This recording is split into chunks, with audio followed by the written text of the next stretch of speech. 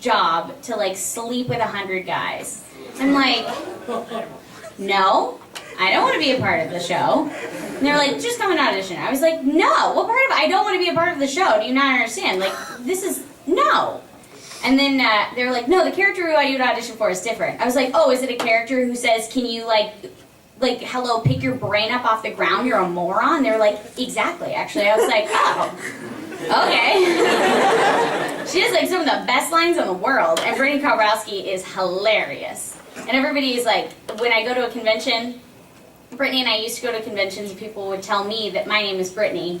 And when I'd say, no, my name is Cherami, they're like, no, Brittany, Cherami's over there. I'm like, thank you.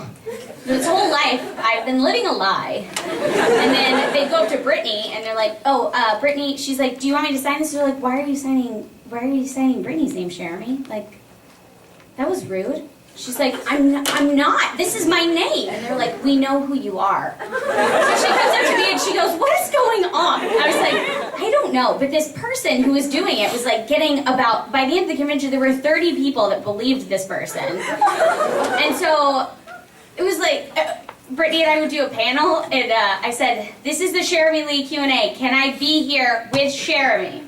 And then we'd like sit down, and Brittany wouldn't speak the whole time. She's just like, Brittany knows everything about my life, and she's going to share everything. It was so confusing. So when I see her at the studio, she's like, what up, Cherami? I'm like, hey, Brittany. And all the directors are like, why? Why are you doing that? This is who we are. Don't fight it. That was like a Twilight Zone convention. It was so strange. And and Brittany and I were like agonizing over the schedule. We're like, so do we go to the events that we're scheduled for, the events that you're scheduled for? Like, how do we do this? Because that person was like ready to attack me because they thought I was being you. And I'm just being myself. I'm so confused. It's horrible. But very funny. Yes. You were talking about how Panty and Stocking was pretty colorful. Yes. Well, I noticed that you also had a part in freezing, which yes. is pretty strange when it comes to their fight scenes yes. and what happens. What did you think about it when you first got the role? It was really weird. I mean, I don't think my character had any seriously awkward things. I don't know what I would have done if one of the characters that I was playing was one of the super awkward ones. Yeah. My character was straight and narrow class president, which was kind of cool. I really liked being that person, super high maintenance and putting everyone in their place in a very sweet but very stern kind of crazy way. I wondered when she was gonna lash out and lose her mind, which was cool. But yeah, no, that was a very colorful show, and I always, I guess, luck out in that sense that my character in Panty and Stocking is the only one in the show that doesn't have any colorful language, but actually she has the SAT vocabulary word language, aka Tatum language. And it actually, Jamie Markey wrote the show and she played Panty. She told me she would message Tatum while she was writing the script and ask for 8 of his favorite words. And then he would give them to her. She's like, oh, I need definitions as well. And so then she would put them into the script. So I was actually using Tatum words. And I wish I'd written them down and memorized them so I could use them in my normal life.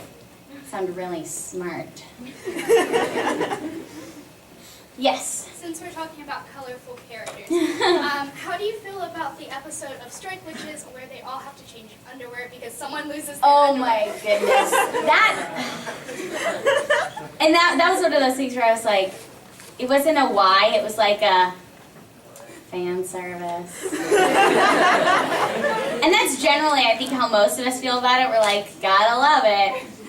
The only time I get mad when there's fan service is when it's a really serious moment and the female character is saying all these great things and summing up the whole show, and then there's this huge gust of wind, it's really dramatic, and then her skirt flies up, and I was you just totally took away any amount of power that this moment could have had. Really? But yeah, no, that episode was hilarious. And that show is so wacky, but my Yoshika's reactions where she's always why? I don't know what's going on. She's freaking out. I'm that's actually probably how I would be. I would be why are you? Stop! Please! Stop chasing me around. Because they're if you haven't seen the episode, this show, they're chasing people around and like trying to take their underwear off them the whole episode. And so all these girls are like running away, and there's like 4 that are like, no, we have to trade. And they're like, no, I don't want to. They're like running as fast as they can. And it's like, hilarity ensues in the most like, no one does this way. I don't know. So, yeah, it was hilarious. Do what? It's like, nobody would think of something like Panty and Stocking. Yeah, I don't know. The directors were like, I mean, this is a Thursday night for you, isn't it? I was like, no, it's not. I've never done this before. I don't know anybody that ever has. I went to public school. I had to do the whole sports thing and the locker room thing and the cheerleader thing. And you know what? In all those experiences, we never chased each other around and tried to steal our underwear. So if that's like a fantasy that everybody thinks actually happens, it doesn't. We tend to like leave that alone. Generally how it works is we're like, cool, I'm gonna change and get my clothes on as fast as possible, and we're gonna pretend this moment in the locker room never happened. Like, I'm pretty sure how it goes down. I mean, I'm sure for other people it might be, I don't know. But that was my experience anyway. Yes? Can you say your favorite Natsumi line? Oh my gosh. There's so many good Natsumi lines. I can't even remember. The last time I worked on the show was like 3 years ago. It's a really long time. Yeah, and she, like, it would be like gem after gem after gem of brilliant lines, and I don't remember any of them. The only ones that the only like line that I can even remember is her like telling Kararo to go away. Or shut up, you stupid frog. That's probably like, it's probably the only thing I can remember of her. Okay, I'll just do it. Hey, shut up, you stupid frog. No one likes you anyway. That's harsh. I know, it's so mean. But Natsumi doesn't like him. That's true. She loves him. She doesn't like him. It's like a sibling. Although I do love my sibling. Yes. What was your favorite cartoon show growing up when you were a little girl? Oh. Like American, Okay. not Japanese. Sailor Moon? Yeah, I don't remember. I like there was a PB&J Otter, which you guys probably don't remember that. I do. Gummy Bears. I loved Gummy Bears. And Rugrats is a good one. Yeah. Doug is a good one. What's that other? Oh, like Richard Scarry. Do you know what I'm talking about? Yeah. Somebody. I read one of those things where it says like, you know that you lived in the '90s when, and they're like, these are the cartoons that you'll never see again. And it ran through like 18. I was like, what? Whatever happened to that cartoon? Why aren't they making that anymore? That was wonderful. I don't know. Oh, that's true. They do them late at night. The Wild Thornberries was a good one too. So. Rocko's Modern Life. Rocko's Modern Life. All Real Monsters on that same kind of I remember. Hey Arnold. thing. Hey Arnold, I love Hey Arnold. Move it, football head. Yeah. We're all like, where is Doug? Yeah, no kidding. Any other questions? Yes. Chippendale. What was your favorite moment with Salvador? Well, okay. Probably my favorite moment wasn't actually in the show. It was just the actor who plays that character was the director. So every time I'm like, oh, Saburo, how I love you. He's like sitting right there. So like, anyway, there's one time where he goes, yeah, I didn't believe that. I was like, you know what, you don't have to. You do have to. I'll do it again. So it's like, but it was very awkward. Because then there was one time that Sabat came in between, and there was a scene between Giraro and Saburo and Natsumi. I think she was like torn between the two. It was like a fantasy sequence. Sabat was like, well, this is new for me. And Joel's like, she can do better. I mean, she did, for me, let me play the one that she did for me earlier. I was like, can you guys stop? Please stop. So, yeah, that's probably the most awkward. It wasn't even the show. It was the fact that he's like staring at me. Like, do it again. I didn't like that time. Yeah, okay. Yes. know you've already mentioned like an interaction, but besides that, like what would you say is like the best story you've had when you did have the chance to interact with other voice actors, whether it's at a con or in the studio? Well, meeting the creator of Fairy Tale when we launched the show at New York Comic Con was super cool. And we had to do this, we got to do this press interview, and it's the creator and his translator, Tyler Walker, who's the director, Todd as Natsu, me as Lucy, Newton as Gray, Colleen as Urza, and I think that was it. And he came and he wanted to meet all of us before he went and saw we premiered the episode for everybody, and he was going to watch it. So it was so nerve-wracking because we were like, oh, please like it. But he came and brought us all like personalized notes that he was like super excited. We were playing the roles, and he told us how he came up with each character and what he wanted the personalities to be and what he liked about us, what he thought we matched really well.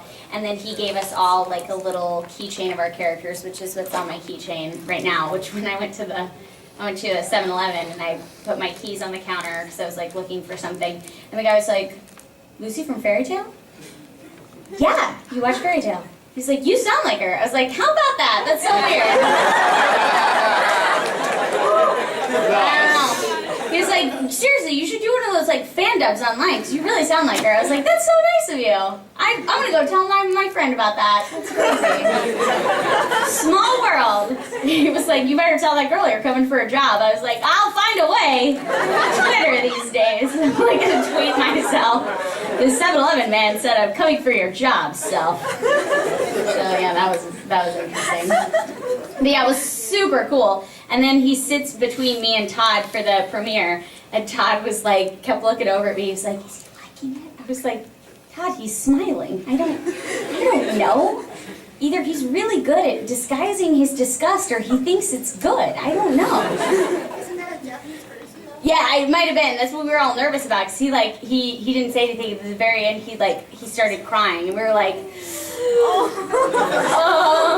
he was like, it was so good. We were like, yes, okay. We didn't know if you were crying because we were going to die. I was so nervous.